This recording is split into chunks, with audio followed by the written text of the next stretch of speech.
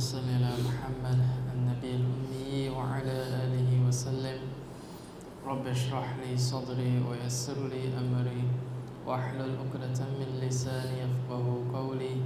ربنا يسر ولا تعسر وتمم بالخير وبك نستعين يا فتاح. سبحانك لا علم لنا إلا ما علمتنا إنك أنت العليم الحكيم. First of all, we give all praise and all thanks to Allah subhanahu wa ta'ala for all the favors and bounties Allah subhanahu wa ta'ala has bestowed on us. And we send salat and salam on his last and final messenger Muhammad sallallahu alayhi wa sallam. As we continue the seerah of the Prophet sallallahu alayhi wa sallam, we're dealing with the 7th year after Hijrah. The Battle of Khaybar had just concluded, and we dealt with women participation in the Battle of Khaybar as well in our last session. After the Battle of Khaybar, the Prophet ﷺ was leaving Khaybar to come to Medina, to return to Medina. He stopped at a place called Wadi al-Qura, and he laid siege on that place. He laid siege for 4 days, and after 4 days it fell in the hands of the believers. But there was an incident that took place when they laid siege. Whilst laying siege on this place, Wadi al-Qura, for 4 days, the Prophet ﷺ's slave by the name of Mid'am, he died in that siege.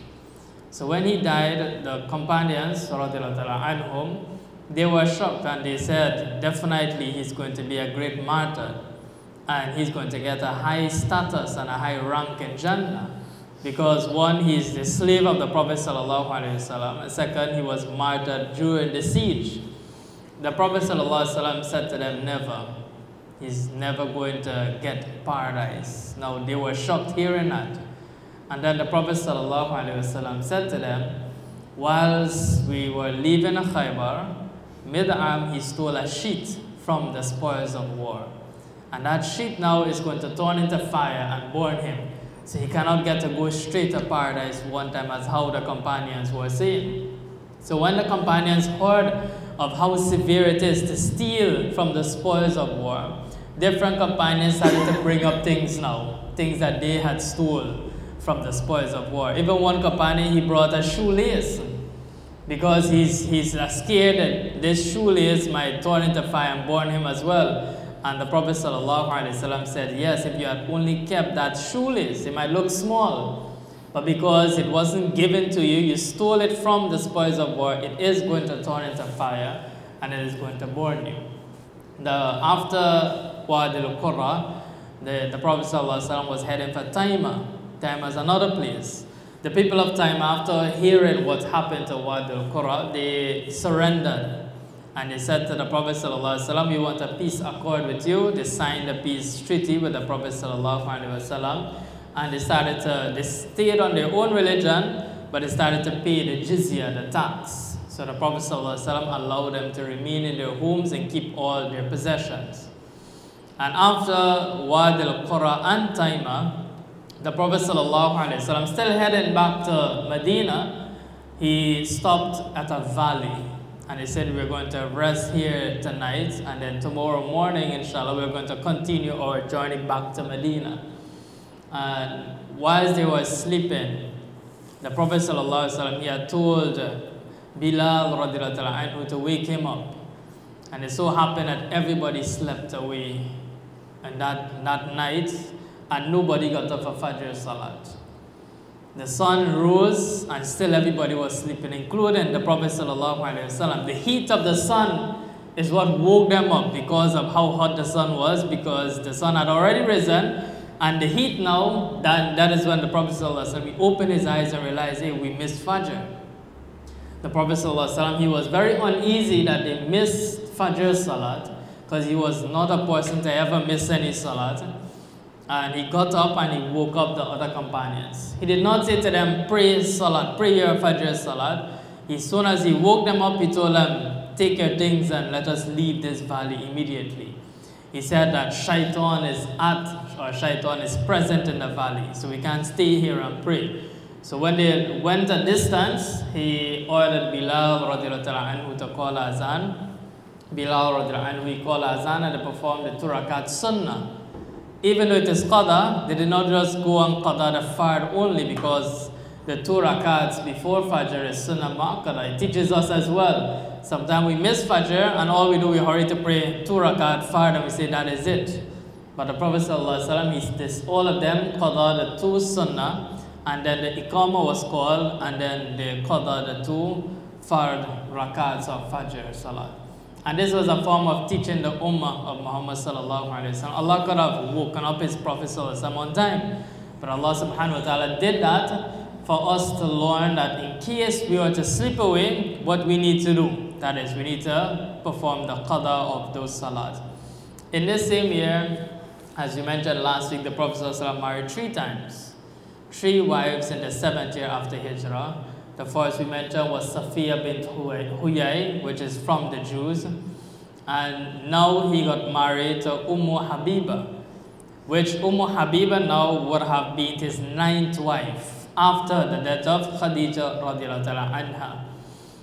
Her real name was Ramla. Her lukna or her calling name was Ummu Habeeba because she had a daughter by the name of Habeeba. So people are accustomed just calling her Ummu Habeeba.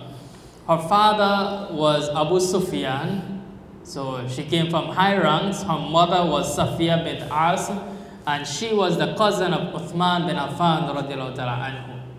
When the message of prophethood came to Makkah, she and her husband, her first husband, his name was Ubaidullah bin Jahash, the 2 of them accepted Islam. So them was from amongst the first set to accept Islam. So when they accepted Islam, because of her being the daughter of Abu Sufyan, high rank, those who were under the care of high people were punished more or persecuted more because of the ranks. The people were feeling more embarrassed that my daughter and my son is involved in this new religion. So when the permission was given to migrate to Abyssinia, she and her husband migrated to Abyssinia. And whilst in Abyssinia, the husband who had accepted Islam and went through so much of persecution in Makkah, when they reached Abyssinia, after some months, he turned to Christianity. So he became a Christian. Now, the day before, when he became a Christian, she didn't know anything that he was going to turn a Christian. That night she had a dream, and in her dream she saw her husband and he was looking extremely ugly. So in the morning now, he came to her and he said, you know what, I am a Christian, I've converted to Christianity. She narrated to him the dream she had last night, thinking that he's going to reconsider his mind and he might change back to Islam. But he continued remaining on Christianity and he became an alcoholic. And he died right in Abyssinia without Iman. When the Prophet ﷺ heard of his death, the Prophet ﷺ sent a proposal. She's still in Abyssinia. The Prophet ﷺ is in Medina. He sent a letter to the Najashi informing him that I want you to send a proposal to Ummu Habeeba. If she accepts my proposal to get married, I want you to perform the marriage ceremony on my behalf. So the Najashi now is getting the responsibility to do the nikah ceremony for the Prophet ﷺ and Ummu Habeeba if she accepts. So the Najashi, after getting the letter, he sent his slave. His slave, her name was Bara. And he sent her with a proposal to Ummu Habeeba. When Ummu Habeeba got the proposal, she was extremely happy that Muhammad ﷺ had sent a proposal to her. So much so that she took off her bangles, she had some rings, some anklet. She took all off and she gave it to the slave, Bara, as a form of confirmation and out of happiness and joy. The Najashi now, being the representative for the Prophet ﷺ to conduct the nikah, he called Ja'far bin Abi Talib and all the Muslims who were living in Abyssinia at that time. And he delivered the khutbah, the Najashi itself, because he had already accepted Islam. So he delivered the khutbah. The khutbah went, Alhamdulillah al-Malik al-Qudus, as-Salam al-Mu'min al-Muhaymin al-Aziz al-Jabbar, أشهد أن لا إله إلا الله وأن محمدا عبده ورسوله وأنه الذي بشر به عيسى بن مريم صلى الله عليه وسلم أما بعد. This is the introduction of the khutbah, and then he says, فَإِنَّ رَسُولَ اللَّهِ صلى الله عليه وسلم كَتَبَ إِلَيَّ, the Prophet صلى الله عليه وسلم has written to me, أَنْ أُزَوِّجَهُ أُمُّ حَبِيبَ بِنْتْ أَبِي سُفْيَانَ, that I should marry him off to Habeeba, the daughter of Abu Sufyan. فَأَجَبْتُ إِلَى مَا دَعَا إِلَيْهِ رَسُولَ اللَّهِ صلى الله عليه وسلم, and I have responded to what I was called towards by Muhammad صلى الله عليه وسلم. وَقَدْ أَصَدَقْتُهَا 400 dinar, and I am giving her on his behalf 400 dinars as the mahar. And with this, he took the mahar and he gave it to Khalid bin Sa'id, the 400 dinars, because Khalid bin Sa'id was the one in charge of escorting her back to Medina.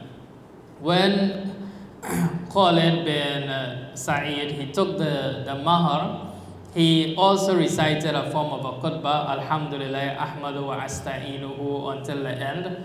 And then he said, فَقَدْ أَجَبْتُ إِلَى مَا دَعَا إِلَيْهِ رَسُولَ اللَّهِ, I have accepted what Muhammad has asked me to do, and I've gotten them, I've witnessed the marriage between Habeeba and Muhammad sallallahu alaihi wasallam, and I hope that فَبَارَكَ li Rasulullah, that Allah bless the two of them.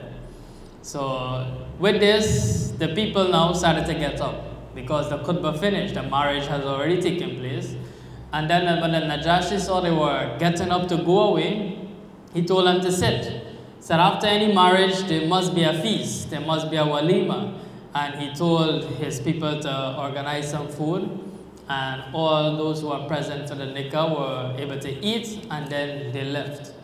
Habeeba, when she got the 400 dinars, she was so happy, she took 50 of the dinars and gave it to Bara, which is the slave.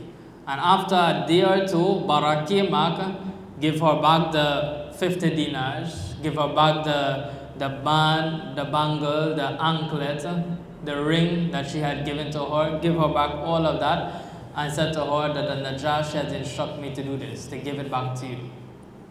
Also, the Najashi had ordered all his wives, because he had more than one wife, all his wives to send perfumes for Habeeba. So Bara brought a lot of different perfume, different scented perfumes for Habeeba. And Bara said to her that I have accepted Islam.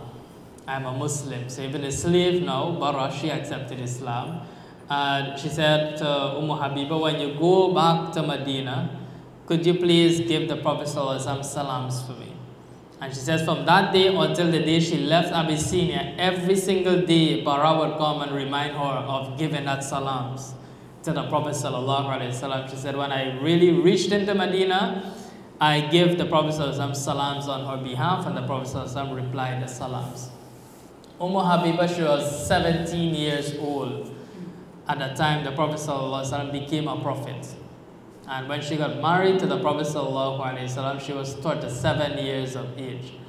And then she was 74 years old when she died. She died in Medina. On her deathbed, she called for Aisha radiallahu anha. This is on her deathbed. And she said to Aisha radiallahu anha, you know what happens between co-wives? We do things and we say things about one another. And before I die, I want to ask you to forgive me for any bad things I might have said about you or I might have done against you. And Aisha radiallahu anha, she said, I forgive you. And like that, she called all the other remaining wives of the Prophet, which was alive at that time, and she asked for all of their forgiveness before she died. So after this, the Prophet ﷺ, he reached back into Medina, got married to Habeeba. Habeeba reached back into Medina on the 7th year as well. And now the Prophet ﷺ was heading to do the Umratul Qada. Umratul Qada is the Qada for the Umrah they were supposed to do on the 6th year. On the 6th year, they headed to go, and then they signed the Treaty of Hudaybiyah. The Treaty of Hudaybiyah said you can't go to Makkah on the 6th year, but you could go next year. Come back next year and we'll allow you in Makkah, but we'll only allow you for 3 days. So now the time came to go and do that Umrah. The Prophet ﷺ gathered his companions.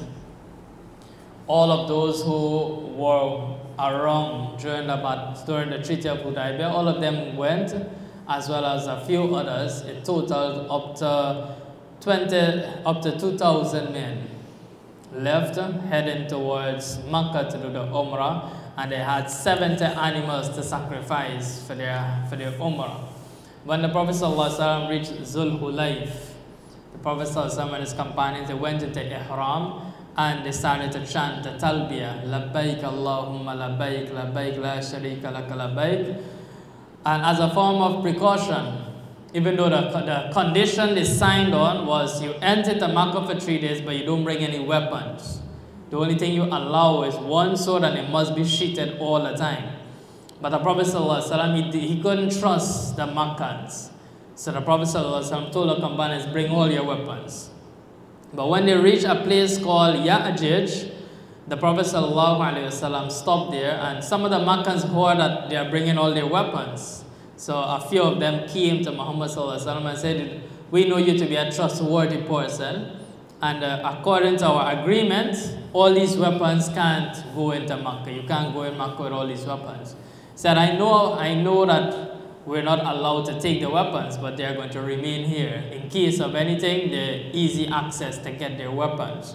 So the Prophet ﷺ left 200 men there to look over the weapons at that same place, Ya'juj, and the remaining of them entered into Makkah. And whilst going into Makkah, Abdullah bin Rawaha was reciting some lines of poetry. He says, Khallu banil khaffar an sabilihi, get out of our way, O unbelievers. Al-yawma nadribukum ala khalilihi darban. Today we are going to strike you on your neck. Yazir al-hamma an maqilihi, we're going to remove your head from your body. He says, وَيَدْخِلِ الْخَلِيلَ عَنْ خَلِيلِهِ, and every friend is going to neglect his friend. When they see what we're going to do to them, they're going to neglect one another. When Umar radiallahu anhu heard him saying these type of lines of poetry, he said to him, what kind of poetry are you saying, O Abdullah bin Rawaha? And then the Prophet ﷺ taught him something different to say. He taught him, he said, the better thing for you to be saying at this time is La ilaha illallah wahda, nasara abda wa azza janda. The companions afterwards, they started to recite heading into Makkah. And the translation, La ilaha illallah wahda, there's no God but Allah alone. Nasara abda, he helps his servant. Wa azza janda, and he exalts his army. Wa hazam al-ahzaba wahda, and Allah alone destroys his entire enemies. So this was what they started to chant now. The Quraysh, they were told that because of the Muslims stayed in Medina, they have become weak because of the type of heat that is in Medina. So they were looking to see what type of tawaf, how strong the Muslims are looking. And the Prophet ﷺ had heard about this rumor that is going around that the Muslims have turned very weak, how they are in Medina now. So the Prophet ﷺ ordered the companions to do ramal. Ramal is when you allow one side of your shoulder to be exposed, and you start to walk fast for the first 3 rounds of the tawaf, as well as running between Safa and Marwa. And when the Quraysh saw the movements of the Muslims, they said that rumor we heard definitely are lies. The Muslims are very, very strong. And then the unbelievers, they left and they went to a mountainside. They did not want to stay amongst the Muslims. So they left and went to the mountain area. And whilst they were still observing what was happening in Makkah, but they gave the Muslims the 3 days which were ordained in their agreement. And the Prophet ﷺ, after he finished his tawaf and his umrah, his actual umrah, he sent 200 companions to replace those who were guarding the weapons. So 200 went, and the 200 who were guarding the weapons came and they performed their umrah.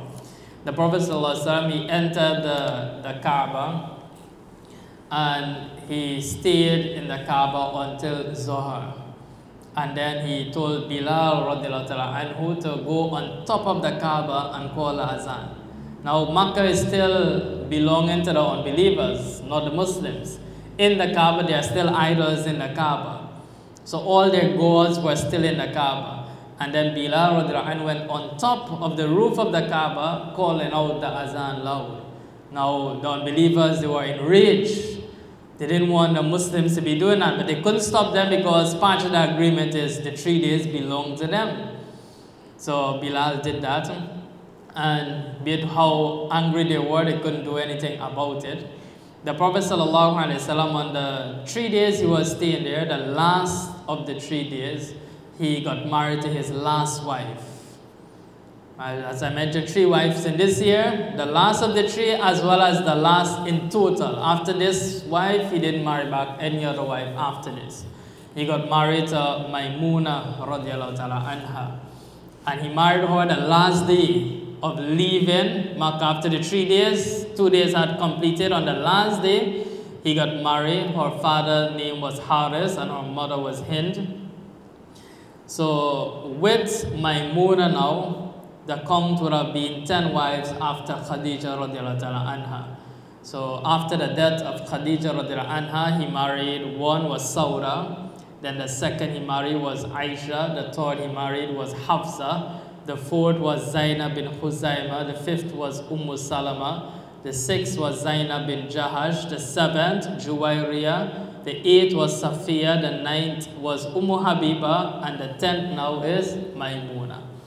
But it is mentioned that when he got married to Maymuna, the Zainab bin Khuzaimah had already died. She was the wife that from after Khadija, the first wife after Khadija that died was Zainab bin Khuzaimah. So at one time he had 9 wives, not 10 wives, because by the time he reached Maymuna, Zainab bin Khuzaimah had died. But if you want to tally up all the wives he had, it would have been 11 in total. 10 after Khadija radiallahu anha, and if you add Khadija radiallahu anha, you get 11 wives in total. But at the same time, there were only 9 wives at one time. He had slaves as well, as we mentioned, Maria Khibtiya, he had Rayhana and Nafisa. When he got married to Maymuna, he gave her 500 dirhams as the dowry, and he consummated the marriage at a place called Sarif. She died at the same place the marriage was consummated afterwards.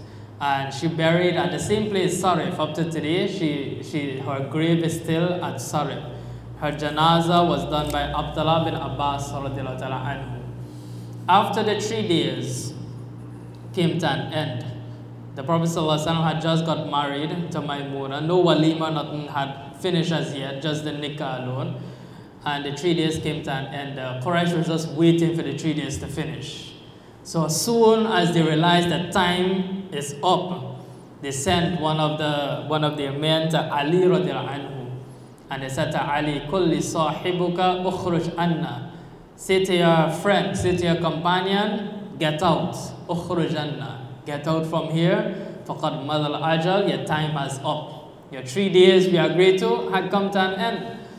Ali radiallahu anhu went in and informed the Prophet sallallahu alaihi wasallam. The Prophet sallallahu alaihi wasallam said to the Quraysh, I have just gotten married today itself, and I didn't get a chance to do the walima. If you just permit me a little bit more time, I'm going to do the feast, and I'm going to invite all of you to eat.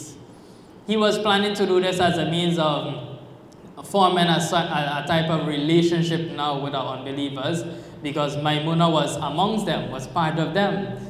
Now, for them to be involved in the walima and the feast, it would have a different type of love that might have developed amongst the believers.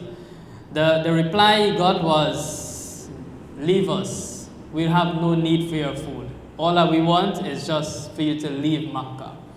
When the Prophet ﷺ heard that, he left immediately, because he knew that the condition is 3 days. And we have to abide by the condition. If they had given us some extra time, we would have accepted. But they are storm on that 3 days, so we're going to leave. And this is why he didn't even consummate the marriage in Makkah. When they left and they reached at a place called Sarif, that is when he consummated the marriage with Maymuna radiallahu ta'ala anha. When the Prophet ﷺ was leaving Makkah, a young girl, which is the daughter of Hamza radiallahu anhu, his daughter, she was very small, very young. She came out running, calling Ya Am, which means, oh uncle, wait. And Ali radiallahu anhu went and Ali picked her up. And Fatima was there, and Ali radiallahu anhu said to Fatima, we're going to take care of her because Hamza died. So he's saying to his wife, Fatima radiallahu anha, don't worry, we have her we're going to take care of. Now when he said that, Ja'far radiallahu anhu said, I want her as well.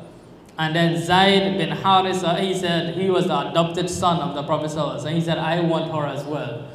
So she's there, needs somebody to take care of her, and all three of these companions want to take care of her. Ali radiallahu anhu says that she's my cousin. She's my cousin, so I have more rights over her. Ja'far, which was Ali's brother, said, I am her cousin as well. And not only am I her cousin, but my wife is the maternal aunt of her. So I have a better chance of taking care of her.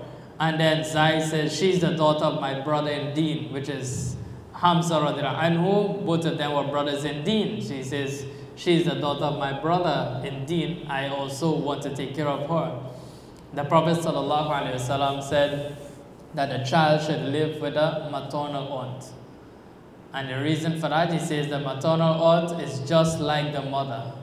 So Ja'far radiallahu anhu was given her and his wife, because his wife was also related to her, to take care of her.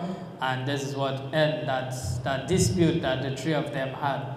And the last incident that took place in the 7th year after Hijrah was the expedition of Akram. This occurred in the 7th year in Dhul Hijjah. The Prophet ﷺ, he sent a small group to the Banu Sulaim tribe. But he just sent this group of Muslims to Banu Sulaim tribe to just invite them towards Islam. And they said to Akram, they said, we don't need your Islam. We don't want to hear anything but Islam. We don't have no need for Islam. And they started to shoot arrows on the companions. So much so that they killed all the companions except Akram. Akram was wounded very badly, but they thought he died, but he did not die. And he was able, after they went away, he was able to escape and reach the Medina and inform the Prophet ﷺ of what happened to all the other companions. So with this, inshallah, we end the 7th year after Hijrah. In our next session, inshallah, we're going to start the 8th year after Hijrah. Subhanallah wa bihamdihi, subhanakallah wa bihamdik, nashhadu an la ilaha illa anta, nastaghfiruka wa natubu ilayk.